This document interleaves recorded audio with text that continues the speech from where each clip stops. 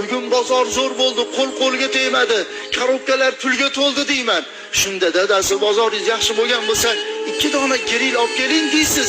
Qani onam nimadirkinlar? Xo'p, ertasiga deydi, haqiqatda bozor yaxshi bo'lsa deydi. Ertaroq shuni qilmagan ekanman deb uyga kelib xotinga maqtanib, "Xotin, bunaqa bo'ldi, bunaqa bo'ldi" deb desam, xuddi o'rgatilganda dadasi, agar bozoringiz yaxshi bo'lgan bo'lsa, 2 dona gril olib keling dedi. Onamga deb qarasam, ko'zlari yalt qildi-da, "O'g'lim, ha, agar bozoringiz yaxshi bo'lgan bo'lsa, biror shiq to'rg'ama shashlik olib keling. Qandaydir tilim yuchiga ta'mi kelib qoluvdi." Tashqariga chiqib tortib yig'ladim, "Qoraka, ha? Qirqqa kelayotgan bo'lsam, biror marotaba onam shashlik yegim keldi, o'g'lim olib kel demagan ekanlar. Nimaga? Peshana teri qilib topayotgan pulini, qiynalib topayotgan pulini menga yedirib qo'ymasin deb aytmayotgan ekanlar" deb tortib yig'ladim.